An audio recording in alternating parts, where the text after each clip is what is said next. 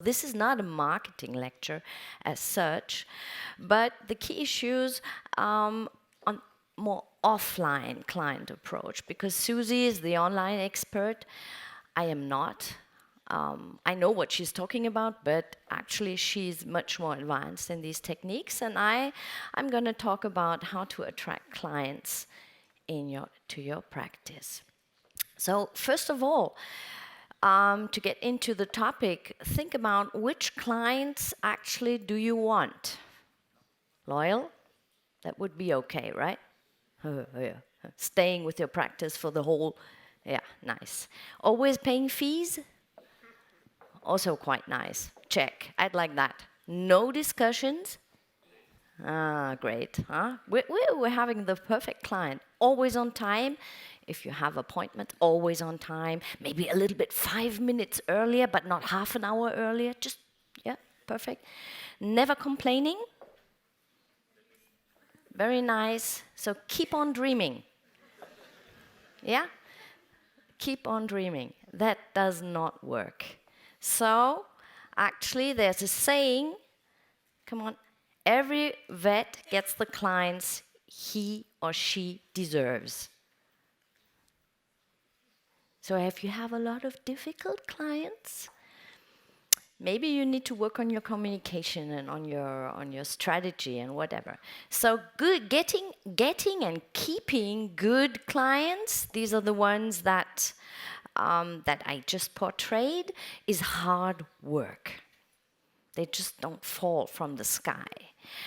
And as you can see, maybe I hope you all listened to the introducing speech from Yuri Berg yesterday. So I'm a baby boomer. Some of you here are millennials. I can see that. So there's also a difference in the mindset. But I'm going to talk a little bit about millennials because some things are different, and it's very important that you keep up with the changes in the people around you, your clients, the younger ones, that you're not just doing what you did the last 20 years.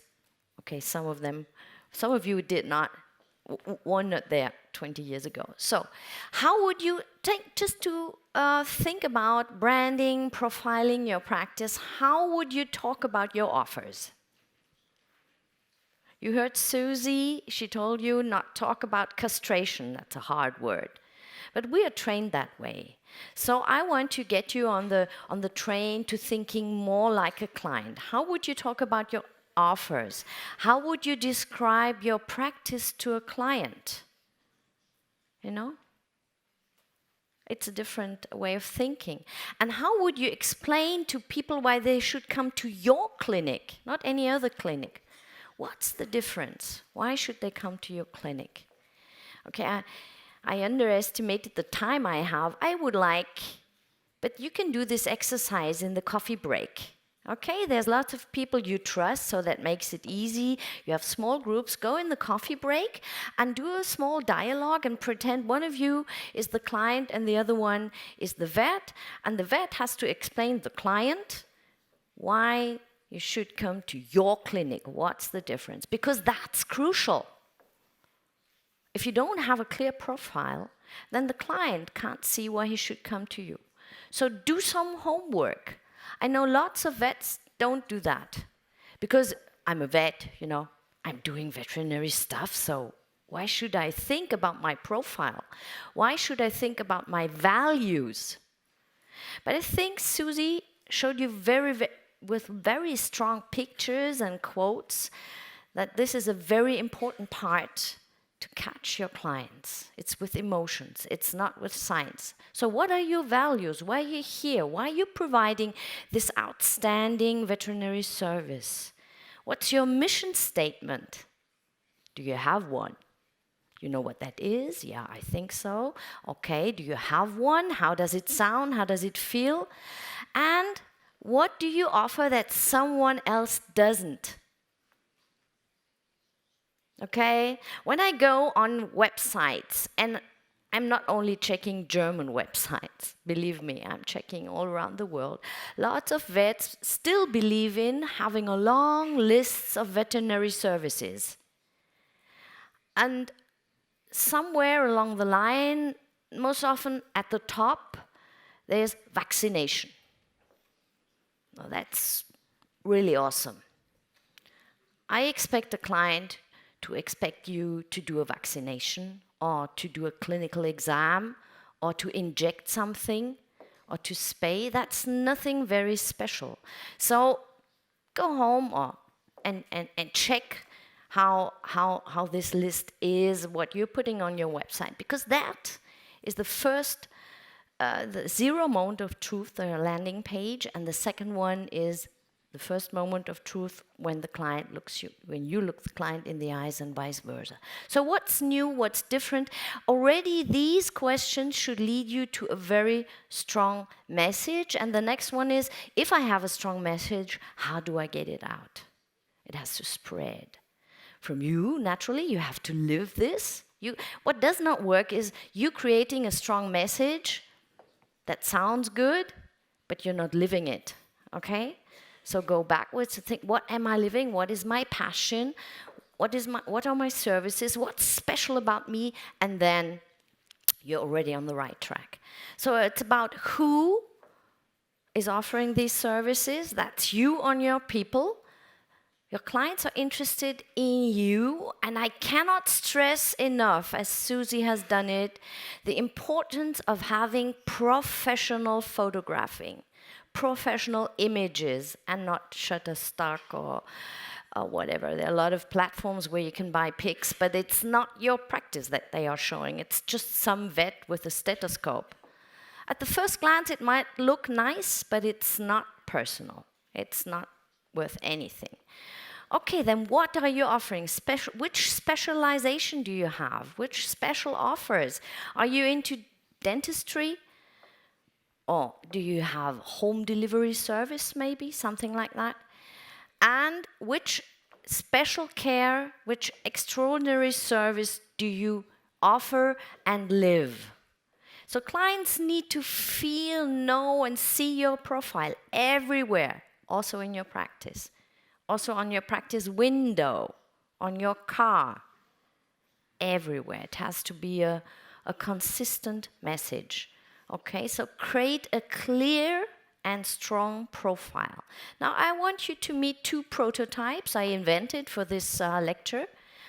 We have Dr. Standard, and in both cases I chose a female vet because that's the way our profession is going. With large steps. So Dr. Standard, her beliefs, offering veterinary medicine is enough. I'm a vet. I wear a lab coat. I have a stethoscope. That's okay. I'm exaggerating a little bit, okay? There's a lot in between, but I just want to see where you find yourself. And she's so not a salesperson, okay? She would never make the step to offer something the client has not asked for. Just because maybe she believes it could be a good offer, but she's a vet. She's not offering, she's just doing what the client requires. And service means to just finish tasks.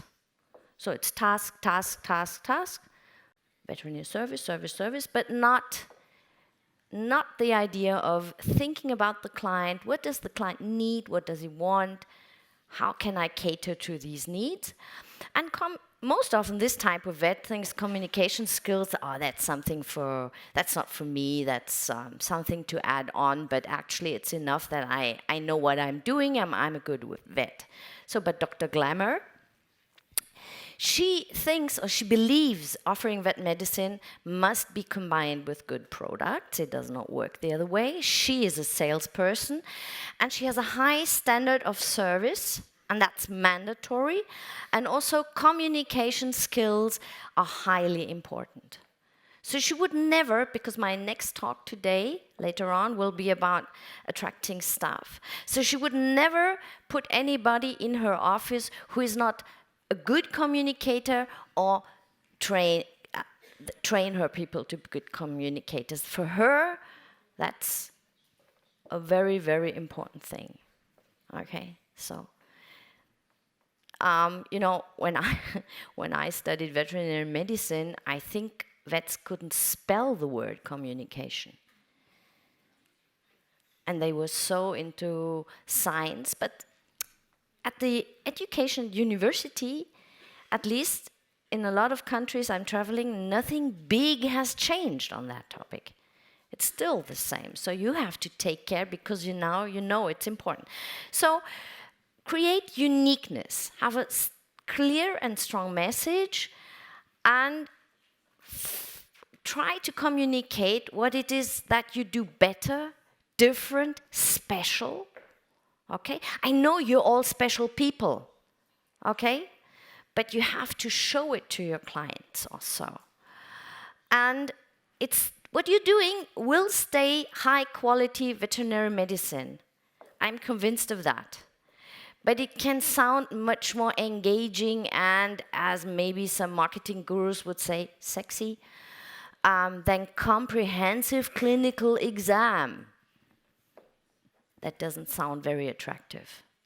That doesn't sound attractive, and castration sounds ugly. So we try to find new words.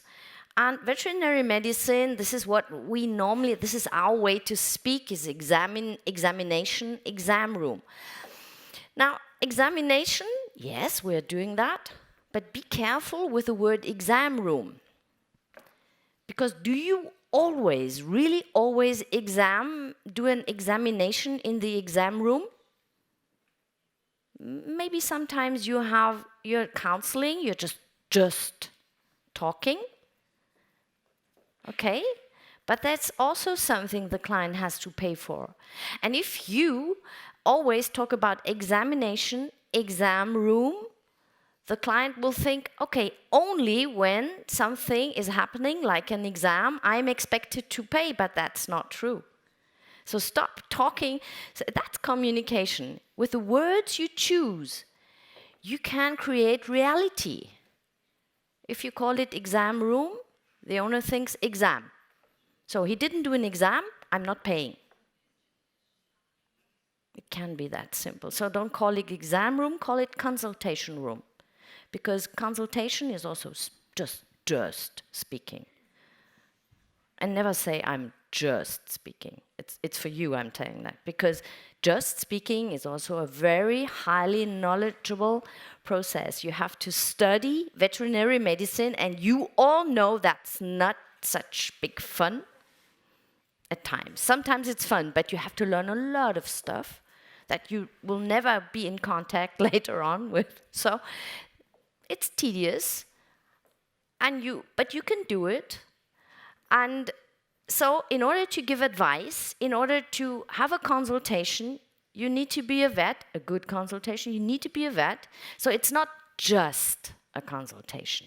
It's a highly valuable service. And by choosing the right words, you can get that message across. So stop calling it exam room. It's a consultation room. Okay? And don't find the excuse, this word is too long, it doesn't fit on my door. It does. Okay, vaccinations, microchips, blood analysis, this is all veterinary stuff. I hope you're doing it. But maybe you can call it pet health care, cat care, puppy care. Important that you talk about cat care to a cat owner. So, and it's a much more emotional language. This is the way you attract people. Healthcare packages, first year package. Okay, you have to explain the contents. But this one, what I'm talking about is how to catch the attention of the client with one phrase. You can do the explaining later. Okay, but the first word should not be examination. It should be first year package or puppy care. Okay, it's much more interesting for the client. So empathy is attractive. Susie already showed that the way we interact, also online, but I'm talking about offline, is very, very important, okay? Because in the eyes of the client, services and products are exchangeable. And especially for millennials, much more than for the older generation. You can see the difference, you know, the millennial has got the iPhone it's an implant. It's always there. It's not meant negative, it's just different. And we older ones, we have printouts we're carrying with us, and then, oh yes, there's the internet. We go on the internet. We know it's there, but it's not like breathing. For the younger people, it's like breathing. So that's totally okay. But because it's like that, they are so at ease with the internet that they search a lot, they Google a lot, they are constantly online. So they have much more opportunities to check services and products. They have much more opportunities to get caught by good wording, by interesting services, okay? The elder ones are maybe more loyal, but not always. So your style of offering of veterinary care is not exchangeable. So the way you do it, that's the key message that you have to get across. So what's important? To concentrate on the soft skills of you and your team, including the vets. Sometimes with some vets I speak in different countries, they think that it's okay, or it's necessary for the reception staff and support staff to be empathic, and okay, I'm a vet, I don't need to do that. Okay, no, that's not true. You're a whole team, you're all sitting on the same boat, so it has to be one team, one message. So what you should learn is reflective listening. You know, listening is when you're not speaking. It's a technique called listening. Okay, so your mouth is closed, your ears are wide open. Empathic guidance. So if you listen, reflective listening means that you get the key message. Okay, not only about the services the client wants from you, sometimes that's not clear at all, but what you get is what are the emotions, what are the fears, what are the things that the client is feeling at the moment. So that's very important. And then you can go do empathic guidance. And then you can engage with the client. You can involve him, getting him as a partner. It's a dialogue, not a top-down lecture. These are the things that make you highly attractive for your clients. They may never know that you're the best hip surgeon on the whole world. Okay? But they know that when they come to you, you and your people will listen and they will be empathic. So please don't mix empathic and sympathetic. Okay? Empathic means I am able to see what's going on, the people in front of me, I am able to reflect that, and I am able to find the right solutions based on that, on the fears, on the hopes. Sympathetic would mean, I am also very sad or happy, okay? Having the same emotion, that's not good in our business. So we should be empathic, but we don't need to really have the same emotions. So, and this I didn't find, but this is a quote I found in different sources, and I didn't put the source here now, but it's a standing text in marketing for clients. It's more important who offers, that's you, and how than what. Okay?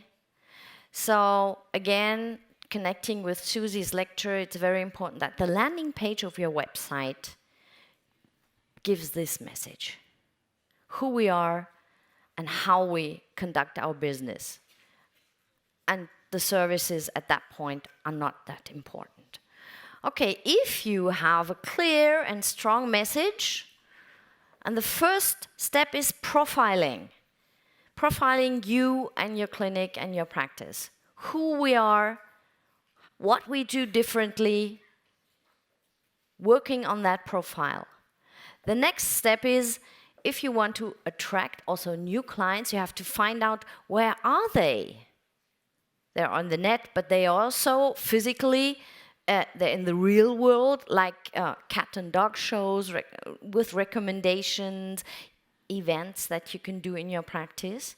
Okay, you find your target groups, and then you go there and deliver the message. It can be digital, it can be offline. That's not the big difference. The big difference is the message. Okay? What do you think about this photo? Good? Yeah? You're a vet. That's a problem. You're a vet. It's a big problem. No, sorry, it's not. But actually, that's from a vet's website. I think the vet thinks it's funny. If you look at it with clients' eyes, you would say, is this cat really happy? No. And this is on the landing page of a vet. So with one, nobody will read anything around this photo. We'll just click the next site. Just click, go away. That's not good. So, and if you're planning attraction, you have to segment your client groups, because different clients, different approach. And if you want to attract cat clients, it's cat, cat, cat, cat, cat, cat, dog, dog, dog, puppy, puppy, puppy, parrot, parrot, parrot, whatever you are catering to, okay? But also the gender of the people. If you're doing, let's say, newsletters or whatever, and you're delivering something via email, it depends. It's different if you're talking to a guy or a girl. Is it a difference? No, it is. Sure. Sure. A good salesperson knows that. If you're going into somewhere to buy a car, would you rather buy a car from a woman or from a guy? As a woman. Yeah, a guy. And it depends on how he looks for me, but it doesn't matter. She says a guy. I don't know, because girls have a different perspective when they buy cars. And I would like a woman's perspective when I'm buying something that separates me from a lot of my money. But you can choose, okay? So, but still, gender, we act differently. Age, so maybe the baby boomers you serve with different type of message, different channels. And where do the people live that you want to attract? Which environment? Are they living in a 60-floor high-rise, or is it more rural? So it's a different message, it's a different approach, it's different services. But please remember, what you are transporting is your uniqueness. Okay? That's the most important message. So show your clients your clear and strong profile on every surface, every channel, everywhere the same message. Who works here? What are we offering? And why? Okay? 3 times the W. So, what you can also use is, well, landing page of website is important, but ambassadors. Ambassadors is just another word of for a very loyal client that's in love with you and your practice, and has a lot of time, would be ideal, to go outside and spread the message, what a wonderful clinic you have. Outside, I mean, it can be offline and online. Okay, somebody who's writing what a wonderful practice this is, or attending a dog show with a t-shirt of your practice or whatever. You can use these people. Do you use them? Do you actually, if somebody comes in, do you ask them how did you find our practice? Who does? Good. So that's good. So keep track of these people, reward them, praise them, because they love you. So that's very cheap way of marketing your practice. Okay? And they love rewards. Give them a bag of food, give them a bunch of flowers, whatever. Okay? So show your appreciation. Okay? And the internet today is very crucial, and all materials. So, I brought an example of a German website, and I blocked the name because in Europe at the moment, we're very sensitive with data. So we're not allowed to use some data and so on. But as you can see, this practice has a very good web designer, right? The colors are nice, the icons are nice. Well, it's clear, it's clean, everything's nice. And I translated the mission statement. It's all about your pet. Okay, it's just one sentence that's very powerful. But then, sadly, when you click, I didn't click the video, when you click on, you have these photographs. And these photographs show a practice that was built in the 1980s. And actually, they don't make much sense. I think this is, for me, it's an example to show how you can dilute a very strong message on a very nice landing page with some photos that are not nice, maybe, and do not make sense. Can I use that one? No, I can't. Hoo-hoo. Okay, so in the upper left corner, you can see the dental machine. Here you have a mural writing on the wall with the mission statement again, but you can see the flowers and all the stuff that's standing here, again, diluting the message. Then you have a microscope. Where's the message? Microscope. Okay, this vet has a microscope. Wow, great. So, and here, please, these two, again, this is an ultrasound machine. Exam room. Whoa. And here we have waiting room pictures. Empty, nice and clean, but empty, nobody's going there. Ha, gotcha.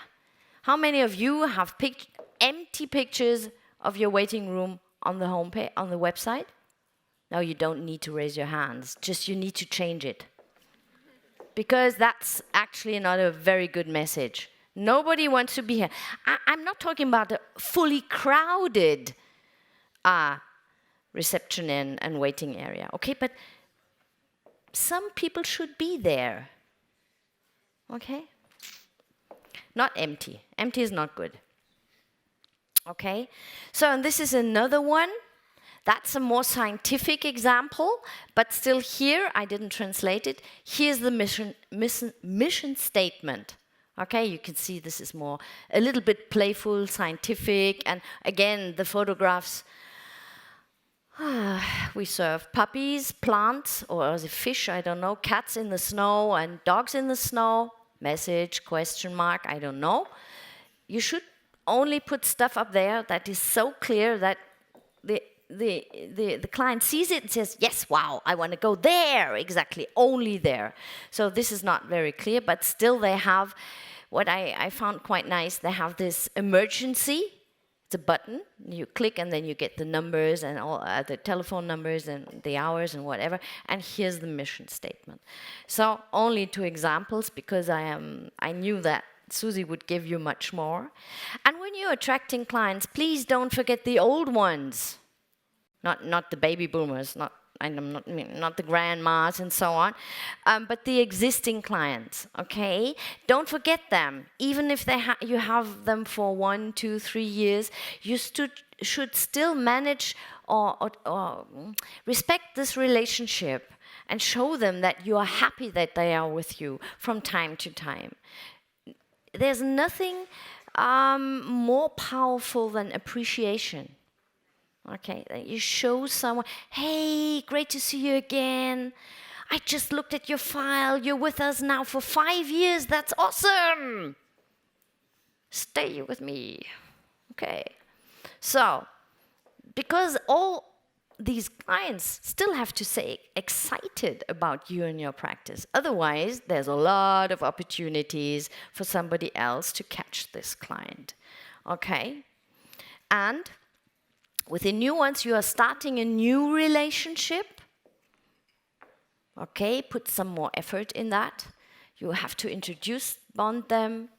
You have to have eye catchers inside and out. It's a little bit a different approach, but there's a direct combination of these two, because the old ones are key to getting new clients. So track and reward recommendations. It's still it's been proven that still the most clients come to your practice because of recommendation that can either be physical, offline, or digital. Okay, but still, it's the strongest message when your best friend says, go there. This is the best vet. You would never recommend an offer, a doctor, a vet, a lawyer, a service provider that you don't have trust in. So you bring this trust to the people you recommend, and they know that. So this is the strongest message. This is why you should take care of them also and keep them on track. So, nearly the end of my lecture, talking a little bit about millennials, because I will go into it in my second lecture. There's a war for talents going on all over the world. No, not all over the world, but especially in Europe. Practice owners are complaining or sad that they don't find staff. They don't get enough young vets to work for them, or they can't even choose. They're happy to get one that's willing to work. And they say, it's because of the millennials. They're so lazy. They don't want to work. No, they're not lazy. They're different. And they're not that stupid as the baby boomers who lived in their practice, worked 24/7 for no money. So they're a little bit more smart. Okay? They grew up in abundance often enough. They didn't lack anything. They didn't experience wars. Okay? For them, everything, the world was a big place with a lot of opportunities. So it's a totally different mindset. And nothing is impossible. It's just a click away. Okay? So this is the mindset. And most often they are looking for higher purpose. As you have heard yesterday in the speech of Yuri, he showed you quite impressively, I think. What stuck in my mind was the ad from this one company that's totally vegan. Okay, I don't know. Was it the craft beer that's now totally vegan? I can't remember the company, but one of his examples. Offices. Okay, totally vegan. No leather, no meat, no nothing. Nothing, no animal products. This is the type of mindset we are dealing with, not all of them. So a higher purpose has to be sustainable, attractive, has to make sense. Well, sense is variable, okay? And they're used to, everything is a click away, to search and get the best options. Because they're mainly on the net, it's much more crucial that the landing page of your website and the mobile version of your website is catchy in 2 seconds. And actually, changing service providers is not an issue. If I don't like that, I go somewhere else. So, but actually, it's not complicated, it's just different. And if we make the effort to think about this mindset and to take this into consideration and to cater to this and to get exchange with millennials, because I know what I'm talking about. I've got one at home, my son. Okay, he's typical millennial. He's hopping from job to job, but it's not a problem. It's normal. It's normal. It's quite normal.